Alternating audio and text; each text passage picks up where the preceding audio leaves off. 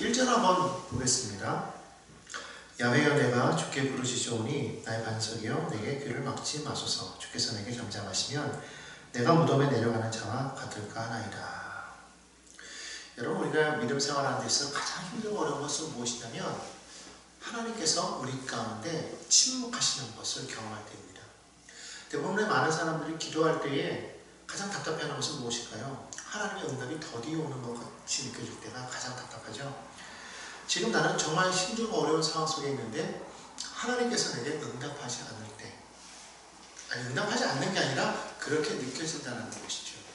그럴 때 마치 우리는 뭐라고 하냐면 하나님께서 내게 침묵하시는가 라고 그렇게 말을 합니다. 사실 그럴 때가 가장 힘들고 어려울 때 아닙니까?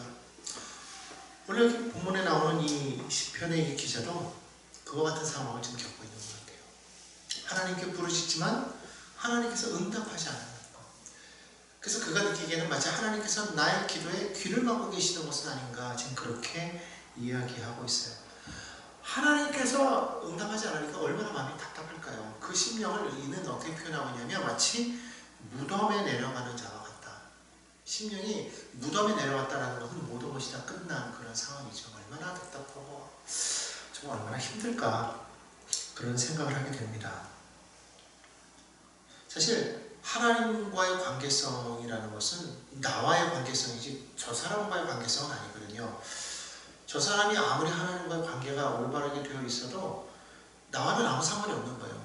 내가 지금 하나님과의 관계가 올바르게 되어 있느냐가 문제고, 하나님과 나는 지금 올바르게 소통하고 있느냐를 따졌을 때 지금 여러분은 어떻습니까? 하나님 앞에 온전히 정말 갈구하고 있습니까? 갈급한 심령입니까? 이 시인이 지금 이렇게 갈급한데 하나님이 응답하지 않음으로 인해서 그가 마치 무덤에 내려가는 자와 같다고 했다라는 것은 단순히 하나님이 응답하지 않는다라는 것에만 초점을 맞출 것이 아니라 이 사람이 얼마나 갈구하고 있는 것인가, 하나님 앞에 구하고 있다라는 것이죠. 구하지 아니하면 받을 것도 없어요. 무슨 말이냐면 문제가 없으면 해결도 필요 없는 것처럼 답이 없잖아요. 문제가 없는데 답이 무슨 소용이겠습니까? 답도 없는 거죠. 마찬가지로 구하지 않는데 응답이 없는 것이죠. 결국은 지금 여기서 이 시편 기자의 모습을 통해서 이가 하는 것은 뭐냐면 하나님 앞에 좀 간절하게 구하고 있는 모습을 보게 됩니다. 하나님이 내게 응답하지 않는 것 같은 그런 상황은 지금 현재 나의 답답함을 얘기하는 것이고, 얼마나 답답하면 정말 지금 당장 하나님의 응답이 없으니까 이 사람이 이렇게 말하겠습니까마는, 그러나 그것이 중요한 것이 아니라 지금 이 사람은 구하고 있다는 거예요. 하나님 앞에. 우리는 초점을 하나님이 내게 응답하지 않는 것에만 초점을 맞추지 마시고 하나님 앞에 구하는 자의 심령을 우리가 한번 봐야 되겠다. 얼마나 지금 갈급하냐. 지금 구하는데 지금 당장 대답이 없어서 지금 마치 무덤에 내려가는 것 같은 그런 느낌인데, 그렇다고 해서 이제 포기한 것이냐? 그것은 아닌 거예요. 왜냐하면 2절을 보십시오. 성소를 향해서 두 손을 줍고 주께 부르짖고 있거든요. 뭐라고요? 나의 소리를 들으소서라고 부르짖고 있거든요. 하나님이 지금 내게 당장 응답하지 않는다고 해서 멈추는 그런 것이 아니라 그는 계속해서 기도하고 있어요. 여러분, 하나님은요, 우리 기도를 반드시 들으신다는 그런 분명 확신과 믿음을 가지고 있어야 됩니다. 왜냐하면 성경에 나타난 모든 인물들이 기도하는 것을 보면 많은 그 믿음의 사람들이 기도할 때 하나님께서 다 들으시고 응답하셨다는 거예요. 성경에 나타난, 여러분 다 보십시오. 하나님 앞에 기도했던 모든 사람들의 그 기도가 다 어떻게 됐어요? 다 응답받았다는 거예요. 다 응답되었습니다. 그것에 어떤 그 시기적인 차이는 있을지 모르지만 분명한 것은 하나님 앞에 기도할 때 다 응답받았다는 거예요. 여러분, 우리가 이것을 분명히 알면 성경을 통해서 우리는 뭘 봐요? 아, 하나님은 들으시는구나. 하나님은 응답하시는구나 라는 것이죠.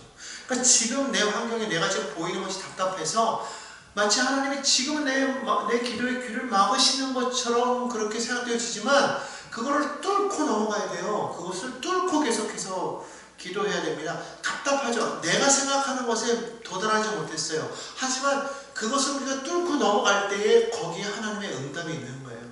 여러분, 마치 하늘에 폭풍 왔을 때는 온통 먹구름이 하늘에 깔린 것 같아요.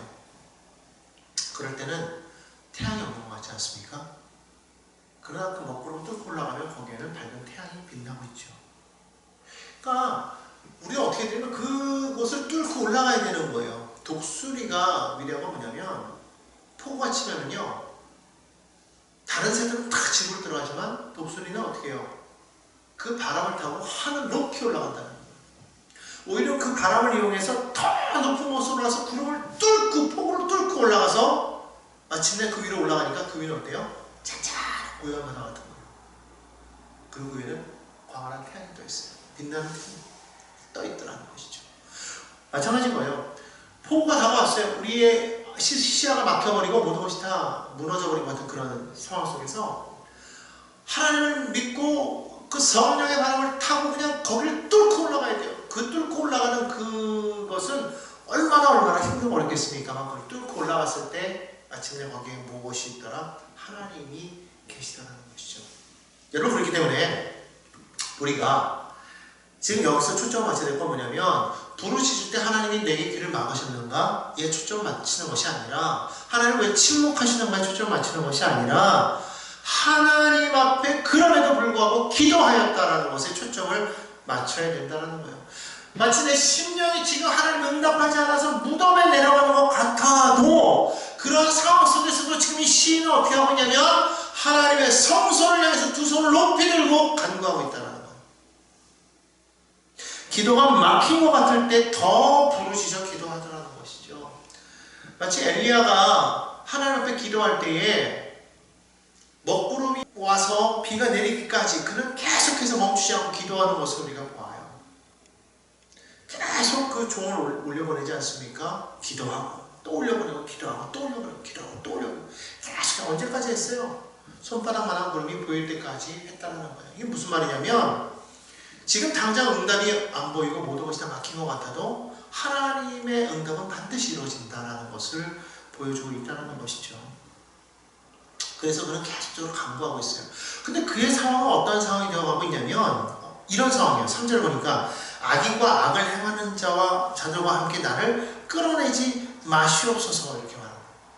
그러니까 지금 어떻게 취급당하고 있냐면 하나님의 응답이 없으니까 마치 내가 악한 자라게 되어버린 거예요. 무슨 말이냐면 이런 경우죠.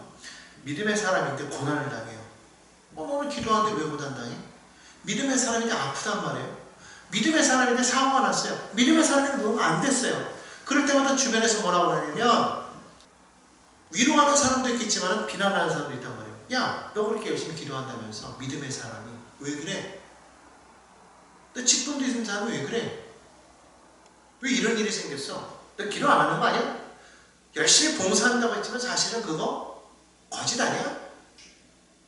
너 그냥 보이기 위한 그냥 제스처 뭐 이런 거 아니야? 또 때로는 또 그렇게 말해요. 저 사람이 우리 앞에서는 이러지만 뒤에서는 알게 모르게 큰 죄를 지었어. 그래서 저러는 거야. 라고 말하죠. 순간적으로 뭐가 된 거예요? 내가 악한 사람이 된 거예요. 악인이 된 거예요. 죄인이 되어버린 거예요. 그럴 수 있잖아요. 열심히 기도해요. 하나님 앞에 막 두 손 들고 기도해요. 막 부르짖어 기도합니다. 막 마음이 무너져 내려도 끝까지 기도하는 거예요. 근데 아직 응답이 없어요. 그러니까 마치 사람들 주변에서 볼 때 너 악인이야. 너 죄를 져서 그런 거지. 무슨 문제가 있어서 그런 거야. 아 그럼 왜 저런 일이 생겨? 라고 말한다는 거예요. 그런 말이 지금 들리고 있는 거예요. 그렇게 함께 지금 취급당하고 있는 거예요. 그런 사람과 함께 나를 끌어내지 마시옵소서라고 지금 고백하고 있다는 건 뭐냐면 그렇게 지금 취급받고 있는 거예요. 여러분 그럴 때가 정말 힘들잖아요. 남들은 기도하는 척하네. 기도한다며. 여전히 왜 그래? 라고 말합니다. 사실 악한 사람들은 뭐라고 말하냐면 사람들에게는 이렇게 화평을 말하지만 그 마음에 악독이 있다고 해서 이게 사실은 악인들의 그런 마음이잖아요. 악인들의 그런 마음인데 실제로 위하는 척 하면서도 뒤에서는 뭐예요? 그 사람 긁어내는 거예요. 그 사람 어째요 저째요. 아유 저런요. 뒤로 돌아와서는 아유 저 문제가 있어서 저런 거예요. 기도한다고 하지만 기도하는 척 하는 거예요. 봉사한다고 하죠. 봉사한 척하는 거예요. 진심이 아니에요. 뭐 이런 식으로 말하니까 얼마나 괴롭겠어요. 그런 상황인 거예요.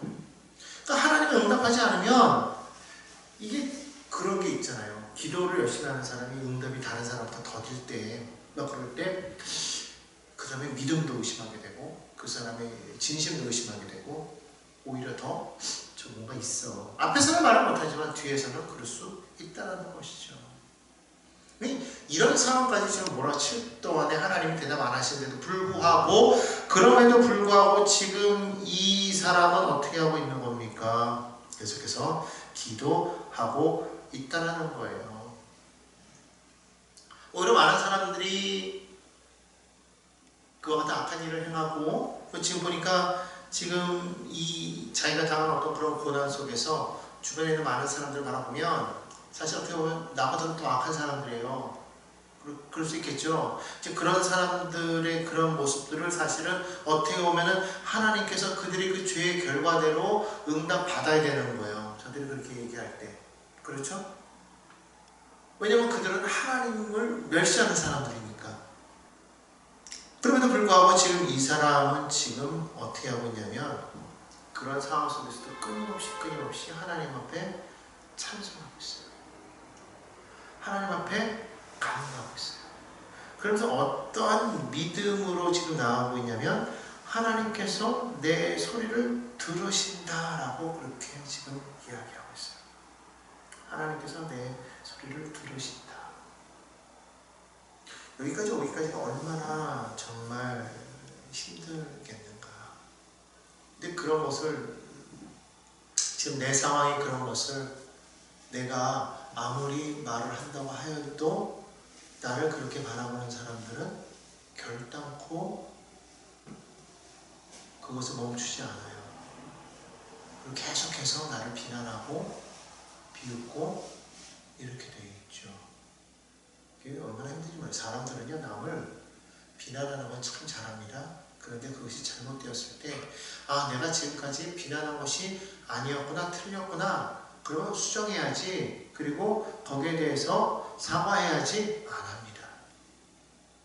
아니면 그만이지라고 끝나버리는 게 세상이에요. 그러니까 그대로 그 피해를 담는 것은 우리예요. 그러니까 정말 믿음으로 살아간다는 건, 올바르게 살아간다는 건, 그럼에도 불구하고 이렇게 나아갈 수 있다는 건 정말 힘든 거예요. 세상은요, 정말 악하고 우리에게 있어서 가장 아픈데고 상처되는 것만 긁어서 그 사람들을 이렇게 무너뜨리려고 하지 결코 우리를 위로하거나 우리를 돕는 자는 하나도 없어요. 악한 사람들은요, 하나님은 절대로 멸시합니다. 하나님은 무시해요. 그렇기 때문에 믿는 사람이 안 되면요, 더 좋아요. 믿는 사람 중에서도 믿는 사람이 믿는 사람을 그럴 때도 있지만 세상은 우리를 더 힘들게 하잖아요. 그러니까 뭐 우리 좋은 거를 잘 안 봐요. 믿는 사람들이 나쁜 것만 보지, 안 되는 것만 바라보지. 그렇게 하면서 하나님을 무시하잖아요. 너희 하나님은 어디 계시냐라고 무시한다고. 세상 사람들은 그런단 말이에요. 결국 하나님의 사람들에게 호의적이지 않아요. 그런 부분에 대해서 우리가 자꾸 낙심하고 그것 때문에 우리 마음이 무너질 필요가 없는 거예요. 그것 때문에 우리의 기도가 멈춰서는 안 되는 거예요. 세상은 그럴 수밖에 없어요. 그러니까 모든 것이 지금 자꾸 안 되고 모든 것이 지금 막혀있는 것 같고 하나님마저도 내게 침묵하시는 것 같아도 사실은 결코 하나님은 우리에게 침묵하지 않아요. 하나님은 우리에게 침묵하지 않아요.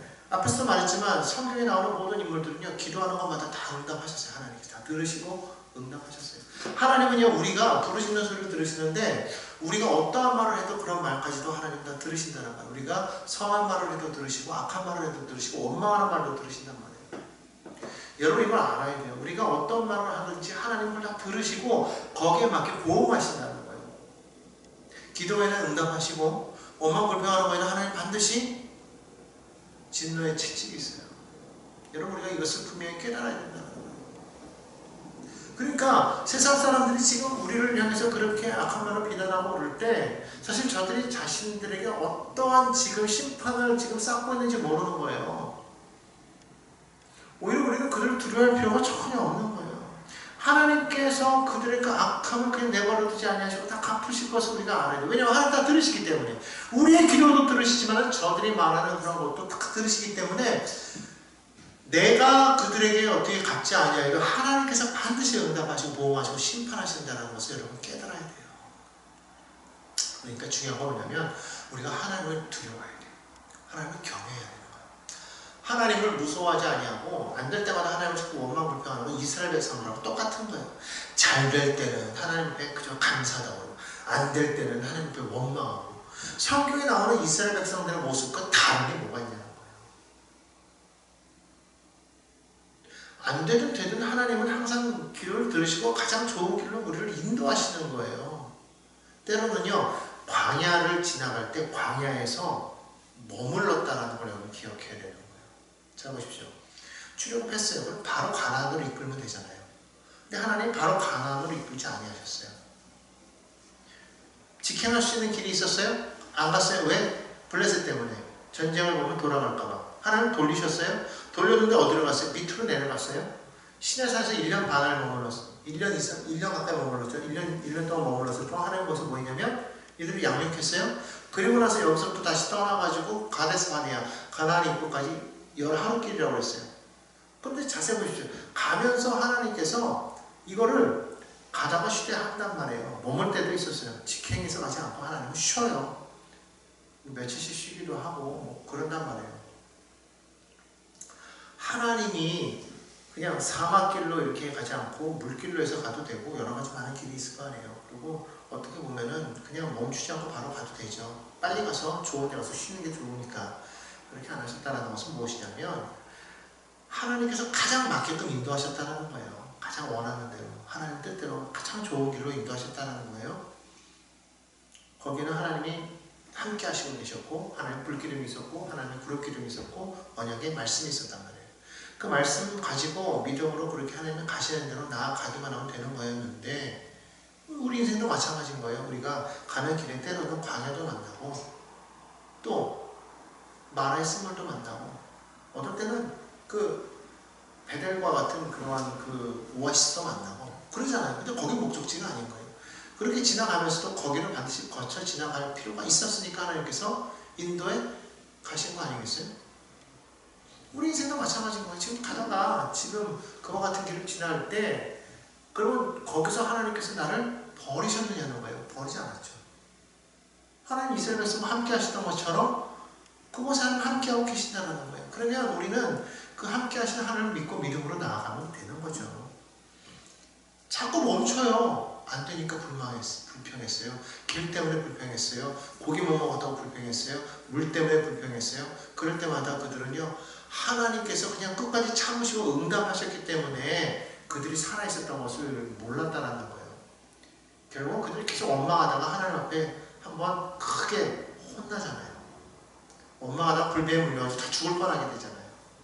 여러분, 그러니까 우리가 그걸 알아야 되는 거예요. 사람이 너무 하나님의 은혜를 자꾸 이렇게 망각하면 좋을 때만 좋아하고 아닐 때는 막 그냥 금방 응답받았음에도 금방 까먹고 또 불평하고 막 이러다 보면 결국에는 우리가 원하는 그곳에 우리는 도달할 수가 없어요. 하나님이 목적하신 그곳에 우리는 도달할 수가 없는 거예요. 그냥 그렇게 살다가 죽는 인생 될 수밖에 없는 것이죠. 그러니까 우리가 진짜 어떠한 상황 속에서도 우리 끝까지 하나님 의지하고 믿음으로 기도합시다. 그러면 하나님께서 들으신다라는 거예요. 그럼 믿고 우리 찬송합시다. 결론은 하나님께 맡기는 것이죠. 그러니까 하나님께서 침묵하신다라고 생각하지 마시고 하나님의 응답이 지금 오고 있다라고 생각하는 거예요. 하나님 내게 응답하지 않으시는가가 아니라 하나님의 응답이 지금 오고 있는 거예요. 오고 있는 거예요. 하나님의 시간에 맞게. 시간에 맞춰서 하나님께서 내게 응답하신다는 것을 분명하게 기도 우리가 알아야 될 줄로 믿습니다. 왜냐하면 아까도 말씀드렸듯이 성경에 많은 사람들이 기도에 응답받았다는 거예요. 가까이 보면 사무엘이 그랬죠. 그가 자녀를 구했을 때 자녀를 주셨고 또 아사가 기도했죠. 구스 사람들이 쳐들어왔을 때 하나님 앞에 기도했을 때 하나님께서 응답하셨고 엘리야가 기도할 때 하나님께서 즉시로 불을 내려 응답하셨고 또 구름이 와서 비를 내렸고 히스기야가 기도했더니 그의 병이 나으리고 다니엘이 기도할 때 하나님께서 21일 만에 응답하시는 장면. 뭐 그것뿐만 아니라 너무나도 많은데 그냥 크게 우리가 아는 것만 이제 몇 가지만 추려도 이 정도예요. 성경에는요 다 많은 사람들이 어려움을 다 겪었지만 거기서 기도할 때 하나님 다 응답하셨다는 거예요. 응답하셨다는 거예요. 성경에서도 말하잖아요. 예레미야 33장 1절에 너는 내게 부르짖으라 내가 내게 응답하겠고, 우리는 부르짖고 하나님은 응답하시고, 이게 딱 되는 거예요. 부르짖으면 응답하는 거예요. 이게 하나님의 법칙이에요. 부르면 응답하시는 거예요. 부르면 응답을 안 한다는 거는 이게 성경적이지 않은 거예요. 우리가 부르짖으면 하나님은 응답하시는 거예요. 결국 여기 7절에 보니까요 이렇게 되잖아요. 야훼는 나의 힘과 나의 방패이시니 내 마음이 그를 의지하여 도움을 얻었도다. 결국에는 하나님의 응답을 받는 것이죠. 하나님 앞에 그렇게 부르짖어 기도할 때 이게 부르짖어 기도하면요 더 막 힘든 일이 막 다가오는 거예요. 기도하는데 막 더 막 어렵고 힘들고 막 괴롭게 하고 막 무너지고 막 그런 게 다가오는데, 그런데도 그거 상관하지 아니하고 하나님 하고 기도했더니 찬송했더니 결국에는 응답하시더라는 거예요. 응답이 오더라는 거예요. 하나님께서 나의 힘과 방패가 되셨대요. 그래서 마음이 그를 의지하여 도움을 얻었다라고 말하잖아요. 도움을 받으니까 그때 내 마음의 기쁨이 충만하고 찬송하게 되고 고백할 수 있게 되는 것이죠. 하나님께서 나의 힘과 방패가 되시니 얼마나 최강의 전력입니까? 하나님을 신뢰하고 하나님을 믿고 의지하며 나가면 하나님께서 여러분의 삶에 놀라운 은혜를 더해 주실 것을 믿습니다.